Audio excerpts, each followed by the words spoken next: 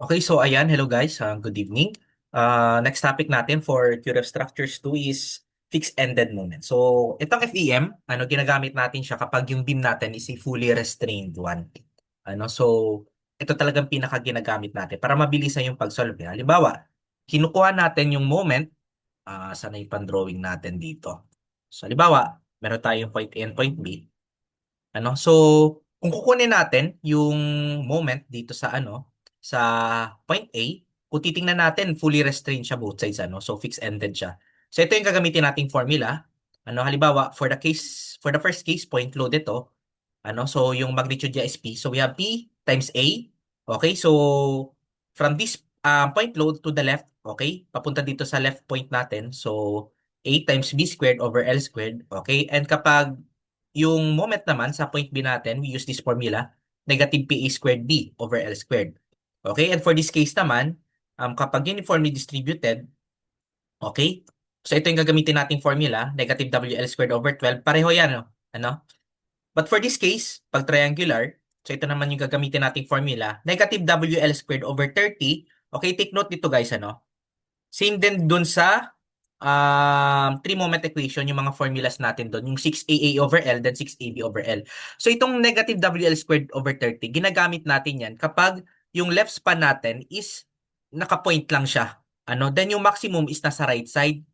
Ang gagamitin natin doon na moment is negative WL squared over 20. So kapag pabaliktad siya, okay, pag ganito yung orientation niya, so ayan, halimbawa ito yung beam natin. Okay? So therefore, yung left side natin should be negative WL squared over 20. Then ito naman is negative WL squared over 30. Okay, malinaw? So, pag ganito naman din na triangular, so both sides, so both ends, A and B, negative 5WL squared over 96. Okay, then for this case, kapag moment naman, last, so we have MB over L times the quantity of 3A over L minus 1. Then kapag dito naman sa right side, papalitan natin ng B. Okay, dito sa loob ng parenthesis natin. Okay?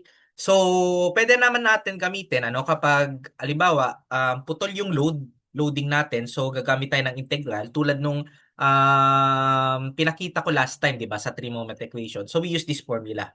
Okay? So, para maintindihan talaga natin yung pinaka-concept, wait lang.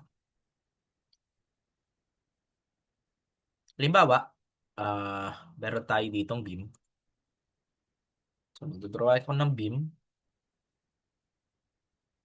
Okay, then fully restrained siya, no? Ayusin lang natin.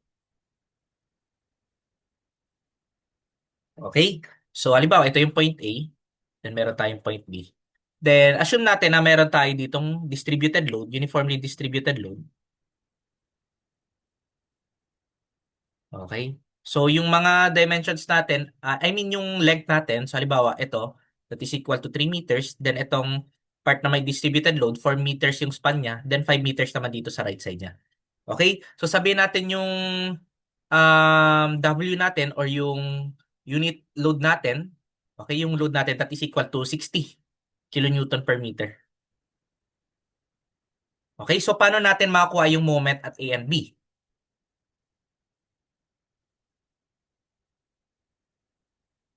So for this case guys, kung titingnan natin, putol yung load natin, discontinuous siya, no? So yung niya, tawag dito, yung span ng natin, ng uniformly distributed load is between 3 meters and 7 meters lang, So hindi siya tulad dito. So, hindi natin magagamit yung formula na to. Itong negative WL squared over 12. So, ang gagamitin natin is itong integral.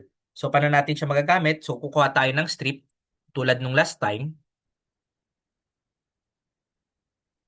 Okay? Then, label natin yung, gawin natin siyang point load, So, differential load. Then, yung niya, yung strip natin.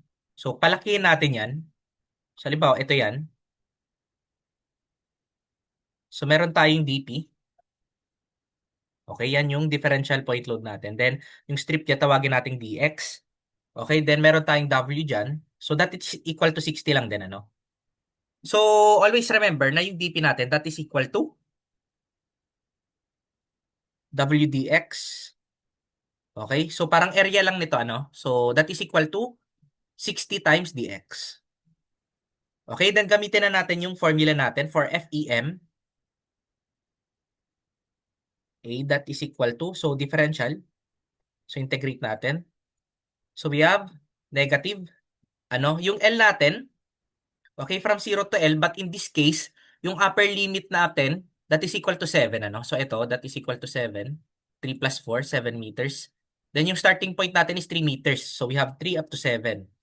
Okay? So sundan lang natin yung format natin dito. Okay? So we have dp, that is equal to 60 times dx. Okay? 60 dx times x times yung L minus x squared natin. So ano yung L natin? So, yung kabuuan niya, no? So, we have 5 plus 4 plus 3. So, we have 9. Plus 3, we have 12. 12 minus x squared over yung L squared natin. That is equal to 12. Right? So, we have 12 squared. Then, solve natin. So, we have FEM. Okay, ilan ba yan? So, use your calculator. Solve natin yung integral na yan. So, 60 times x times 12 minus x squared over 12 squared dx. Yung upper limit natin, 7 and lower limit is 3. Don't forget the negative sign, ano? So, nilabas lang natin dito. So, we have negative 388.33. Okay? Kilonewton meter. Okay? Then, for the FEM naman, ng B natin, that is equal to, okay? Same lang, 3 to 7. Pero in this case, ano? So, we have dpx squared. Okay? So, we have 60. Okay? So, we have 60 dx times x squared. Ano? So, we have x squared times L minus x. So we have 12 minus x over 12 squared.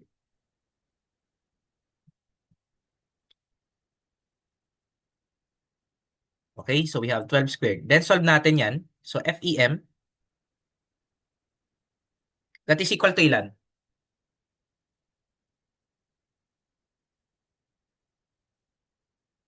So we have x squared times 12 minus x. So we have negative 285. Okay? So, ayan. Ano? So, let's try to solve some problems na, no?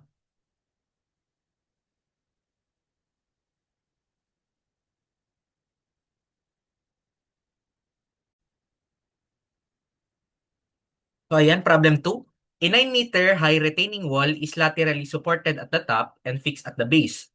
So the wall resists active earth pressure increasing from 0 at the top to 52 kilonewton per meter at the base per meter strip of length along the longitudinal axis. So part A, which is of the following most nearly gives the design moment at the base. So apply fixed end moment equations daw of WL squared over 30 at the top and WL squared over 20 at the base. So EI value is constant throughout. Ano, then meron tayong mga answers dito. Then yung B naman, so kapag tinanggal natin yung lateral support sa top, ano, so ang matitira na lang is parang cantilever beam, ano. So which of the following most nearly gives the design moment at the base? Okay? And which of the following most nearly gives the resulting base shear if the wall is free at the top? So paano natin siya isosolve? Okay, so illustrate muna natin yung figure. Okay, so kung magtatanong kayo, ba't wala yung part 1? Ano? So, ano ba? So yung number one kasi, ano yung pinaka-applicable yun is MDM. Or kung hindi, FE, tawag dito, three moment equation. So siguro isosolve na lang natin siya using moment distribution, ano. So sa next topic natin. So ayusin natin. So ito yung base niya. Ano then, ito yung retaining wall.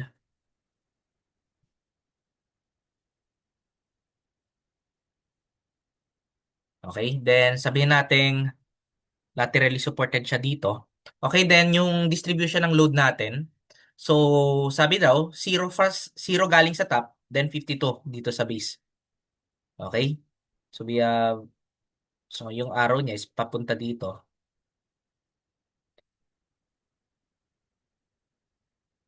Okay, so 52 kilonewton per meter. Okay? So, paano natin siya isosolve? So, part A, okay, titingnan natin yung nandito sa ano. So, negative WL squared over 20, ano, sa base natin. Okay? So, meron naman tayong load eh. So, tawagin nating siguro B. Ito A, then ito point B. Okay, yung hinanap is yung design moment at the base, which is yung moment at A. Okay, so we have moment at A. Okay? So, para makuha natin yung moment at A, so ito yung gagamitin nating formula, negative WL squared over 20. Okay, kasi nandito yung pinaka-largest load, ano? WL squared over 20. Then substitute natin. We have negative. Yung W natin, we have 52. Times L natin, may span ba? So, we have 9 meters pala. So, 9 squared over 20. Okay? So, 9 squared over 20. Then, solving for the moment at A. So, we have negative 210.6.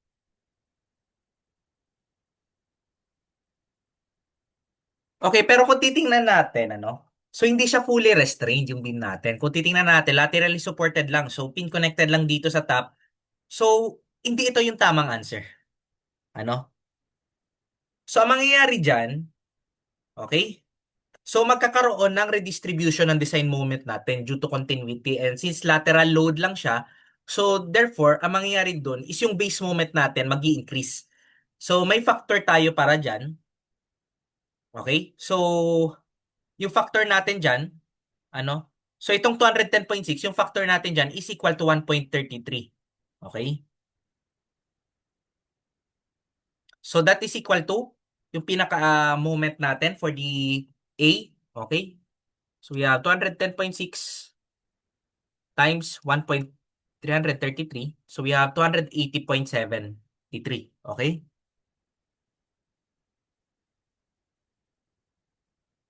So, yan yung pinaka-answer natin.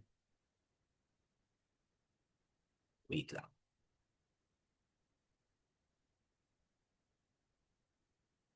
Okay? Pero kung gusto ninyong ibang method yung gamitin natin, so let's try superposition kasi prop beam naman ito eh. Ano? So sa superposition, screenshot ko lang yung formula natin. Meron tayong mga formulas for the prop beam, di ba? So balikan nyo yung handouts nyo. So meron tayo ditong formula for the prop beam and yung case niya is triangular load. Okay? So ito. Okay? So we have reactions. R is equal to 1 over 10. Okay? Times W times L. So, ang gagawin lang natin, ano parang i-rotate lang natin siya, no?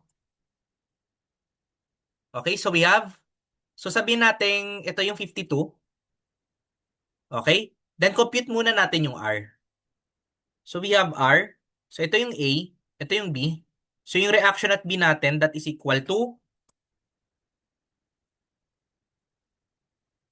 okay, 1 over 10. So wait lang. That is, times W natin, 52. Times yung span natin, that is equal to 9 meters. Okay? 9 meters daw ito. Then solve natin yung reaction at B. That is equal to ilan? So we have 52 over 10 times 9. We have 46.8 kilonewtons, ano? Then next, solve for the moment at A. That is equal to, so we have 46.8. Ito, 46.8 daw. So kunin natin yung moment arm niya. So we have 46.8 times 9. Okay, wait lang. So we have 46.8 times 9 minus, bawasan natin yung moment na idudulot nitong triangular load natin. So we have 1/2 times 52 times its length. We have 9 times its moment arm, that is equal to 1/3 ng 9. So ilan ba yon? 9 divided by 3. So we have 3. Okay? Ay hindi, para hindi na kayo malito. No? So 1/3 na lang. 1/3 times 9. Okay? So we have moment at A. So solve natin, ilan ba yan? So we have 46.8 times 9 minus 0.5 times 52 times 9 times 3. So we have negative 280.8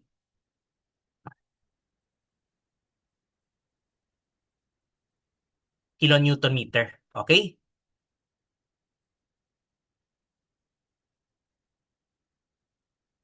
And yan yung answer natin. So same lang, nakuha natin ano. So kung ayaw nyong gumamit nitong FEM, kasi in this case, naka-laterally supported lang siya, no? So, sasauluyin nyo yung factor. Okay, 1.33. But I would recommend, pwede rin gamitin natin itong for prop beam. Kasi prop beam lang naman ito eh. Ano? So, hindi pala siya part B. Part A pa rin ito. So, alisin natin yung part B. Okay, so part B. So, kapag tinanggal natin yung lateral support sa wall, so ano ba yung magiging design moment at the base? So, ito, moment lang ano. So, we have M at A. That is equal to,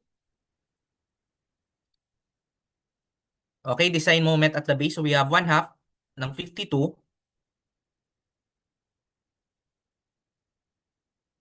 Okay? Times 9. Times is moment arm. 1/3 ng 9. That is equal to ilan?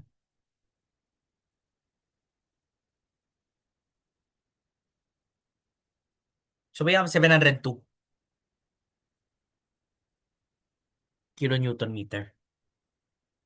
Okay?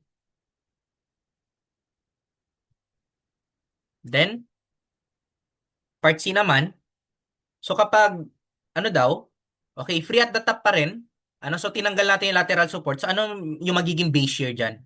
Okay, so since papunta sa right yung ano natin, yung load natin. So, syempre may magre-resist dyan na shear to the left. Okay? So, V is equal to, okay, 1/2 ng 52 times 9. Okay? That is equal to ilan? So, we get 234 kilonewton. And yan yung answer natin for part C.